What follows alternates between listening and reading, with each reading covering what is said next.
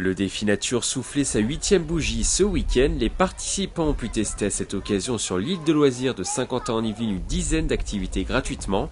Au programme de cette 8e édition, du canoë, du tir à l'arc, de l'escalade ou encore du golf.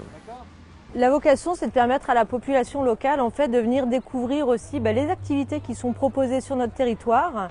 Et c'est une occasion particulière de pouvoir venir s'essayer gratuitement à ces disciplines et puis pourquoi pas après pratiquer l'une d'entre elles régulièrement.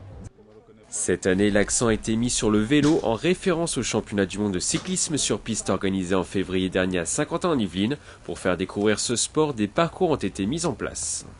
Il y a deux parcours. Il y a un parcours d'initiation, on va dire.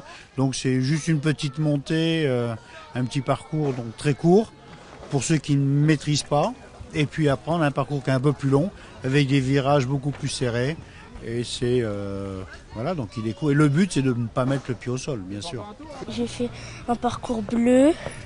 Et c'est quoi le parcours bleu? C'est en fait, on doit monter une pente, après on tourne et après on doit tourner. Mais c'est un peu dur en fait. En parallèle des activités sportives, des stands sur le thème de la santé et du bien-être ont été installés. Les visiteurs pouvaient se faire masser, tester leur diabète ou encore connaître leur niveau d'activité physique. Vous avez différentes questions, voilà, indiquées ici, avec différentes réponses à remplir à chaque fois. En fonction de la réponse que vous donnez, vous allez avoir un score qui va s'afficher. Voilà, à la fin, ce score va être accumulé et en fonction du score obtenu, vous obtenez une réponse sur un niveau d'activité physique conséquente ou non, en fonction de votre travail, de ce que vous faites à côté, du transport que vous utilisez, plus d'autres facteurs. Je pense que c'est bien plus pour les adultes en fait, voir par rapport à ce qu'on fait, ou ce qu'on pense bien faire ou pas bien faire.